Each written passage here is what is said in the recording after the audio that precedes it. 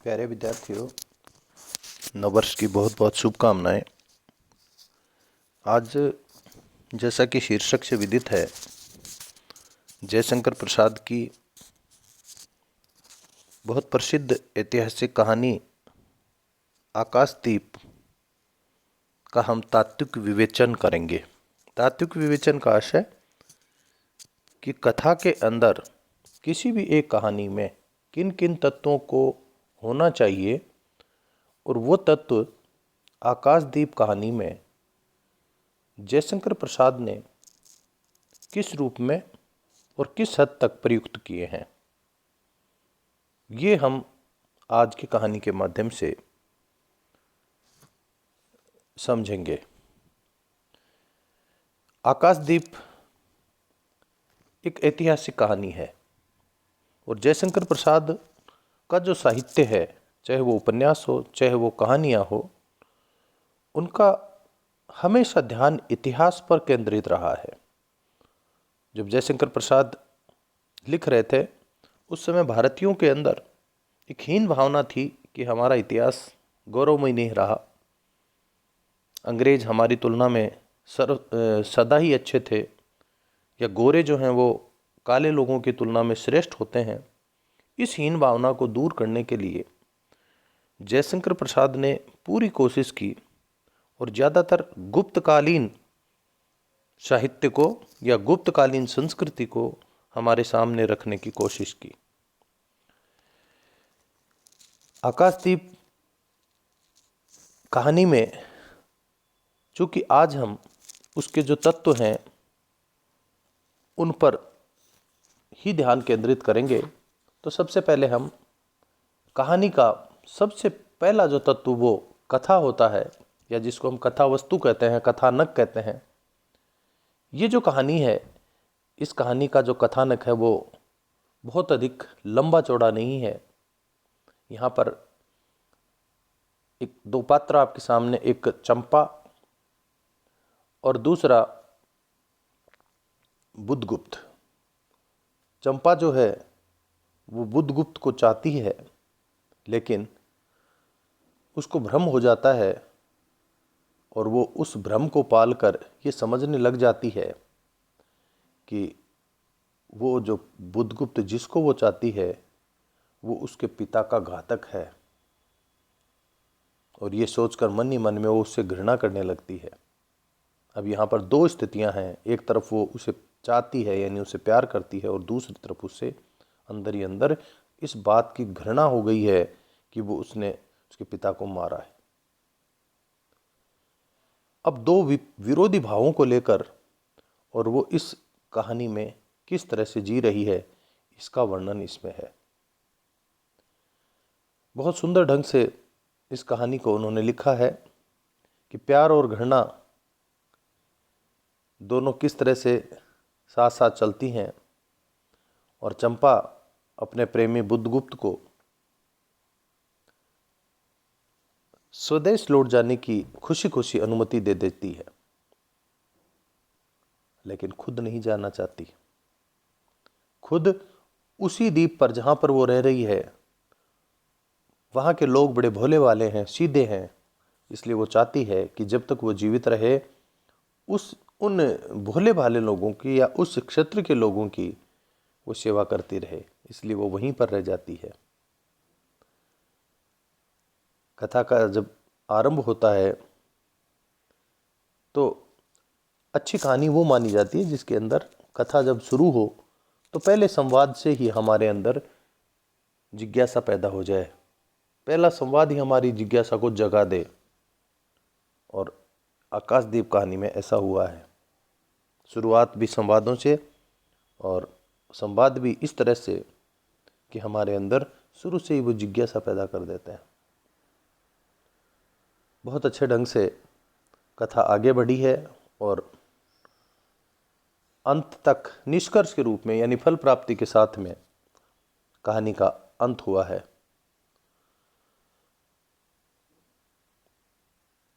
अब यहाँ पर बंदी के रूप में दोनों एक दूसरे से किस तरह से टकराते हैं, किस तरह से फिर वो बंधनों से छुटकारा दिलवाता है और वो उसको चाहने लग जाती है। फिर चंपा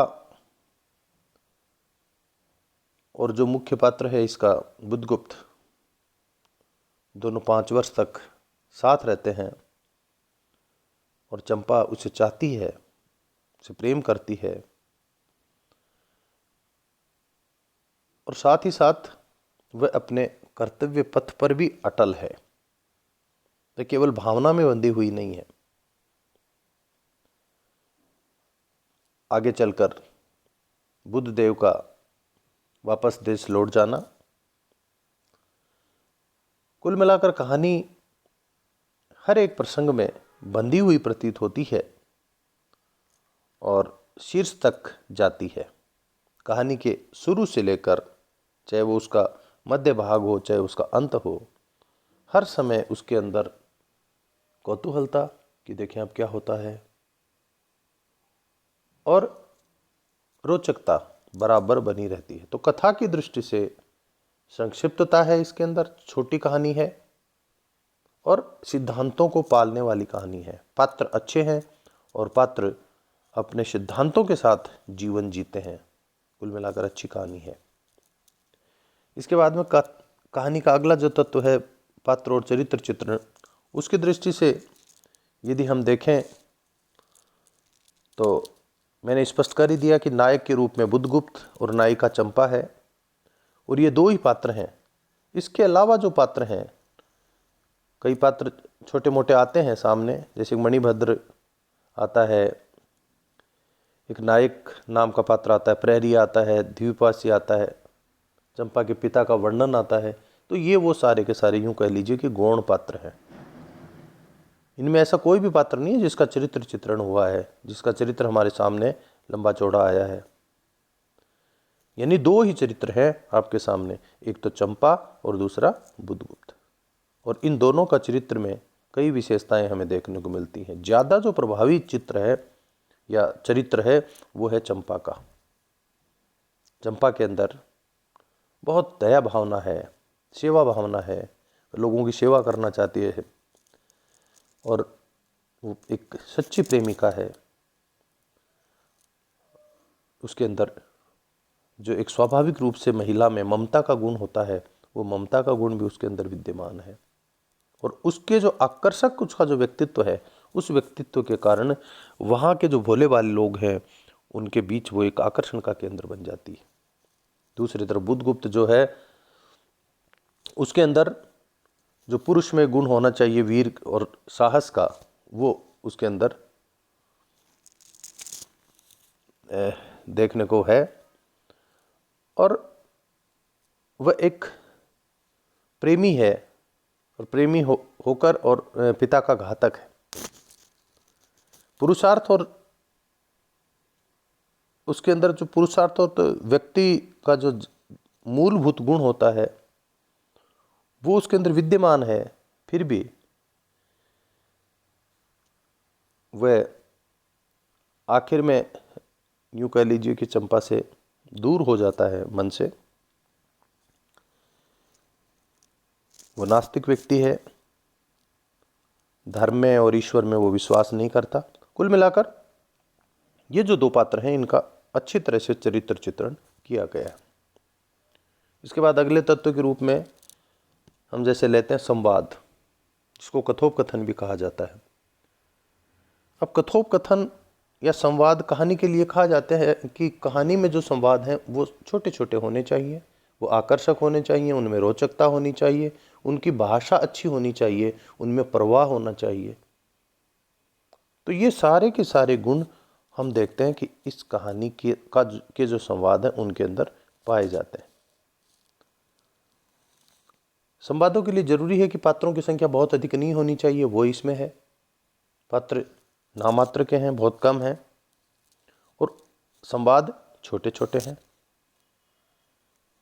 बहुत छोटे छोटे संवाद हैं और ऐसे संवाद हैं जो हर समय जिज्ञासा व्यक्त पैदा करते हैं, कौतूहलता पैदा करते हैं और बड़ी तेजी के साथ वो कथा को आगे ले जाते हैं। हम कह सकते हैं कि जयशंकर प्रसाद की कहानियों के जो संवाद हैं वो देखने लायक है। एक आदर्श उदाहरण है वो कहानी के संवादों के। इसके बाद हम देश काल की बात करें। देश काल और वातावरण जो तत्व है उसके आधार पर यदि हम इस कहानी को देखें, इसका विवेचन करें, तो जैसा कि मैं पूर्व में बता चुका हूं कि ये ऐतिहासिक कहानी है, इतिहास पर आधारित कहानी है। और इतिहास पर आधारित यदि आप कहानी लिखते हैं तो आपके सामने बहुत बड़ी चुनौती होती है, क्योंकि आज का जीवन आपका है, आधुनिक युग में जैसे आप जी रहे हैं, लेकिन कहानी लिखते समय पूरी तरह से आपको उस इतिहास में जाना पड़ता है। उस इतिहास की आपको कल्पना करनी पड़ती है और उस इतिहास में जो भी जीवन शैली है, जो भी आचार विचार हैं, जो भी संस्कृति है, उसका बखूबी वर्णन आपको करना पड़ता है।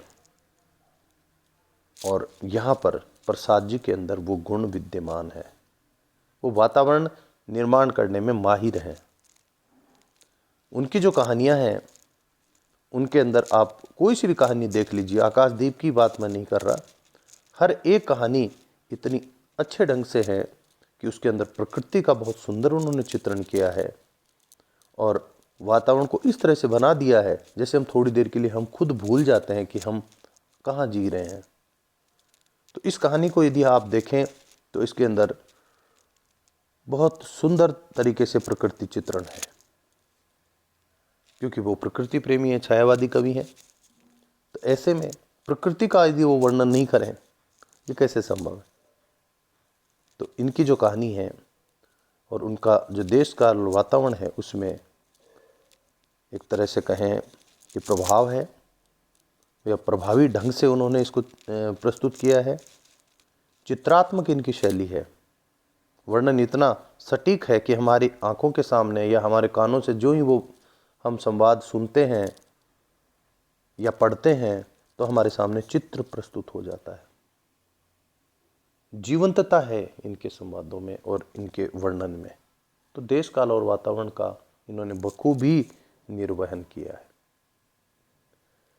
अब हम इनकी भाषा की बात करें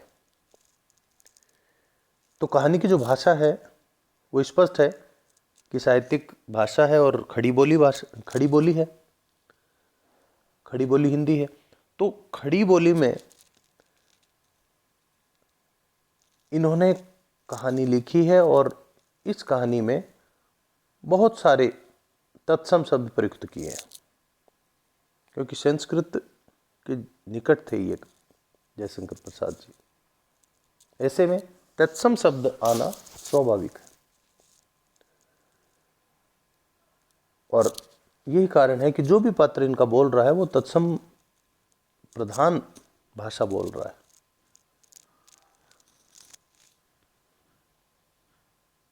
लेकिन भाषा इन्होंने तत्सम प्रधान रखते हुए भी इस ढंग से सरल बनाने की कोशिश की है कि संवाद वर्णित करने में पात्रों को कहीं कोई दिक्कत नहीं आए। इसलिए भाषा शैली की दृष्टि से भी हम कह सकते हैं कि ये प्रभावी कहानी है।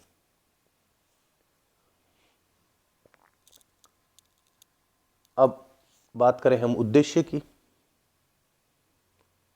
कोई भी साहित्यिक रचना निरुद्देश्य नहीं होती, उसका कोई न कोई अपना उद्देश्य होता है।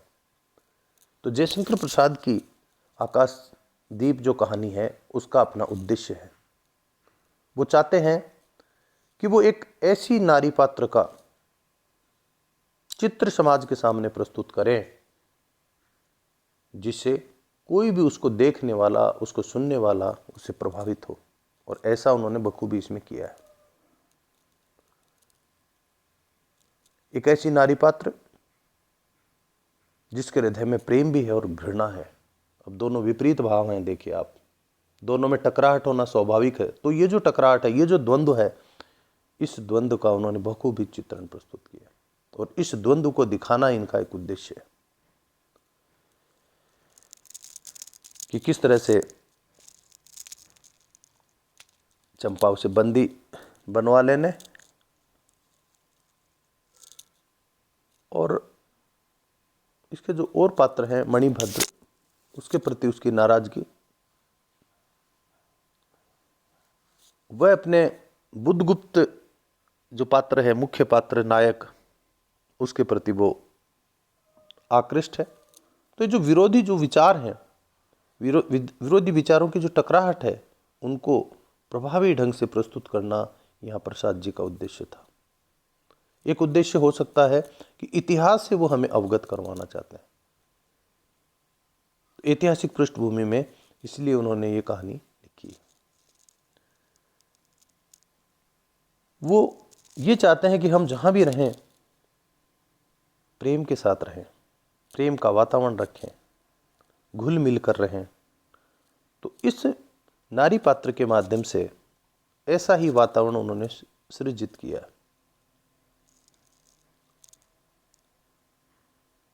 कुल मिलाकर कहानी के तत्वों के आधार पर आकाशदीप कहानी पूर्णतः सफल है, प्रभावी है।